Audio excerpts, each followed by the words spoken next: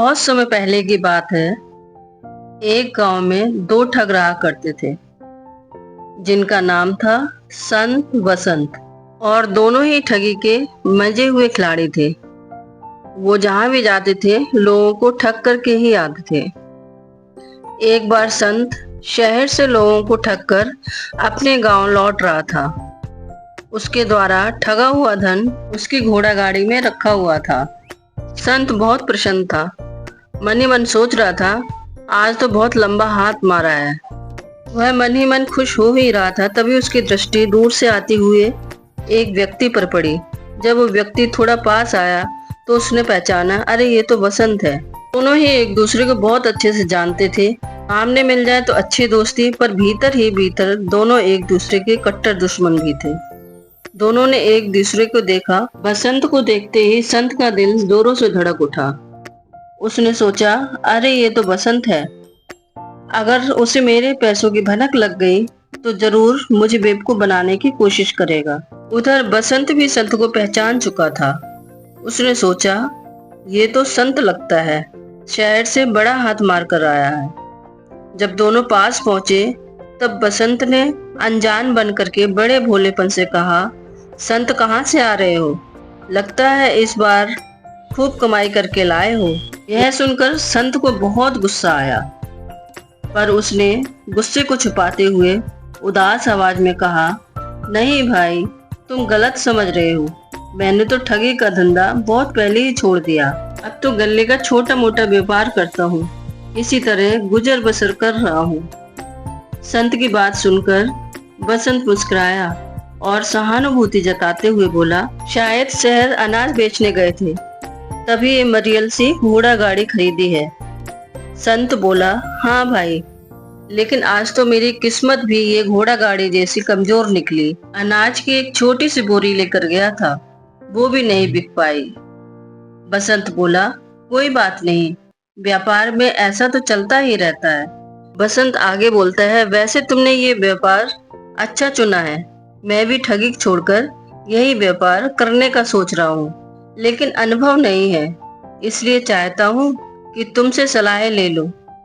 संत ने जवाब दिया, जरूर जरूर, जब जी चाहे मेरे घर आ जाना।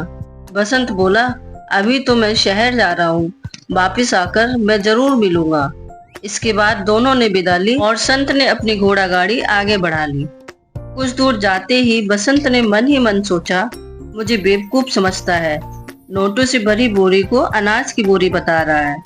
अब देखता हूँ इसे सबक कैसे सिखाता हूँ। बसंत ने मन ही मन एक योजना बनाई। वो जल्दी से एक कच्चे रास्ते की ओर मुड़ा। उसने तुरंत एक नया जूता निकाला और उसे सड़क के बीचों बीच रख दिया।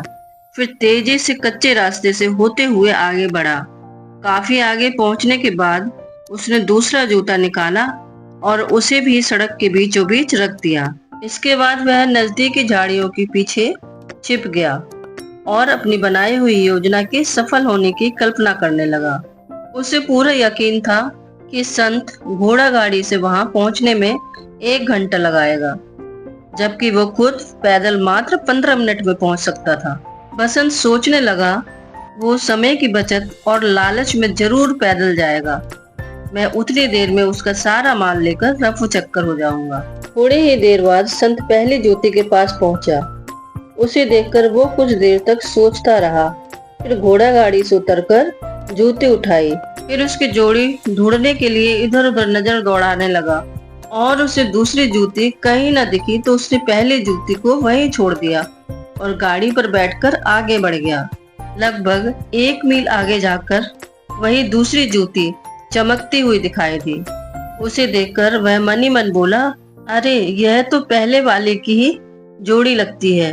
मैं भी कितना मूर्ख हूँ, अगर पहले वाली जूती उठा लाता तो मेरे पास एक सुंदर सी नक्काशीदार जूतों की जोड़ी होती। अब वो सोचने लगा, अगर मैं इस मरियल सी घोड़ा गाड़ी से पहली जूती लाता हूँ तो कम से कम 1 घंटा लगेगा, लेकिन अगर कच्चे रास्ते से दौड़कर जाऊं तो 10 मिनट में मैं पहुंच सकता हूँ। ये विचार आते ही उसने चारों ओर देखा कि कोई देख तो नहीं रहा है। उसे कोई दिखाई न दिया तो उसने घोड़ा गाड़ी को सड़क किनारे एक पेड़ से बांधा और कच्चे रास्ते पर दौड़ पड़ा। संत के वहां से जाते ही बसंत झाड़ियों से बाहर आया, बोरी पर रखे हुए नोट अपने कंधे पर लादा और सरपट अपने घर की ओर भाग गया। घर पहुंचकर उसने अपनी पत्नी को पूरी बात बताई और जल्दी से बोला, अब ये सारा धन तुम भूसे की ढेर में छुपा दो।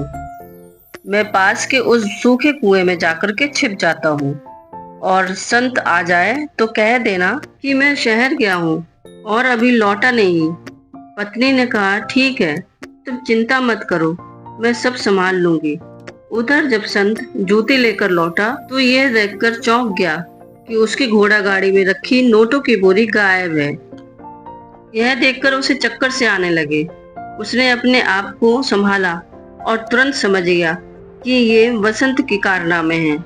वो बिना देरी किए हुए बसंत के घर पहुंच गया। बसंत के घर पहुंचते ही उसने बसंत की पत्नी से पूछा, बहन जी बसंत कहाँ है? पत्नी बोली, भैया वो शहर गए हैं, अभी तक लौटे नहीं। संत को समझते देर न लगी, वो झूठ बोल रही है। उसने मन ही मन सोचा कि बसंत कहीं छुपा बैठा है, कब तक छिपेगा, देखता हूँ कैसे निकलवाता हूँ। इसके बाद वो रोज बसंत के घर जाता, उसकी पत्नी से वही सवाल पूछता और हर बार वही जवाब सुनकर लौट आता। कुछ दिन बाद उसने निर्णय लिया, अब वो उस पर नजर रखेगा। एक दिन उसने देखा कि बसंत की पत्नी हाथ में एक पोटली लेकर जा रही है। वो उसका पीछा करने लगा। वो देखता रहा। बसंत की पत्नी एक बाग के पास पहुंची और उस सूखे कुएं की ओर बढ़ी।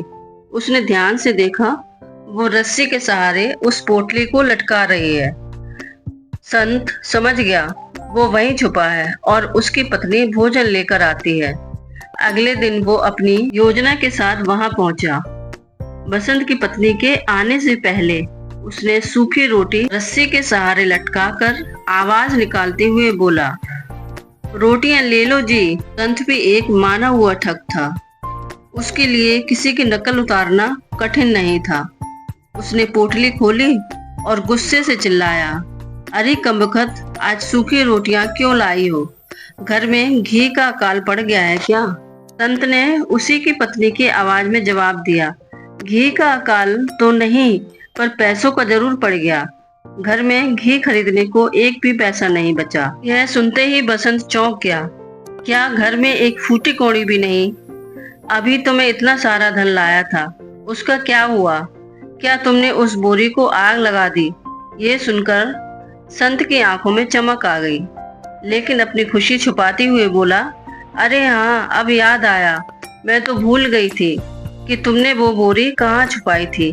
बीबा ने तुरंत जवाब दिया, अरे भाग्यवान, मेरे कहने पर ही तो तुमने उसे भूसे के खेत में छुपाया था। संत ने प्रसन्न होकर कहा, अच्छा हाँ, सच में याद दिला दिया। अब मैं चलती हूँ, कल से तुम्हारे लिए घी में डूबी रोटियां लाऊंगी। ऐसा कहकर वो वहां से शीघ्र निकल गया। कुछ देर बाद असली पत्नी आई और रस्सी लटकाकर बोली, रोटियां ले लो जी। भीतर से बसंत हैरान हुआ, अरे भाग्यवान, क्या तेरा दिमाग खराब हो गया है? अभी तो तू रोटियां लेकर गई थी, फिर दोबारा क्यों लाई? पत्नी बोली, क्या कह रहे हो जी, मैं तो पहली बार ही आई हूँ। बसंत अवाक रह गया। तभी उसे सब समझ में आ गया और बोला, मुझे जल्दी से बाहर निकाल। पत्नी ने रस्सी खींची और उसे निकाला। बाहर निकलते ही बसंत बिजली की रफ्तार से घर की ओर भागा। घर पहुंचते ही उसने सिर पीट लिया। पत्नी घबराकर बोली, क्या हुआ, बताओ ये भी। बसंत बोला, अब कुछ मत पूछो, सब चौपट हो गया। हाय दैया, वो नोटों की बोरी कहाँ गई? बसंत बोला, गई नहीं, बल्कि संत का छोरा हमें ठग कर ले गया। उसने हमें कहीं कभी नहीं छोड़ा। अब तो हमारे पास एक भी पैसा नहीं है, ऊपर से वो कीमती जूतियां भी गई। हाय मेरी किस्मत। और इस तरह से एक ठग ने दूसरे ठग से बदला लिया। आपको ये मजेदार सी कहानी कैसी लगी, कमेंट करके जरूर बताइए। फिर मिलेंगे दोस्तों एक और नई कहानी के साथ। तब तक हंसते रहिए, मुस्कुराते रहिए और अपना ख्याल रखिए। कहानी अच्छी लगी है तो लाइक कीजिए, ज्यादा से ज्यादा शेयर कीजिए और सब्सक्राइब जरूर कीजिए। साथ ही बेल आइकन प्रेस कीजिए ताकि आगे आने वाली सारी नोटिफिकेशंस आपको मिलती रहें।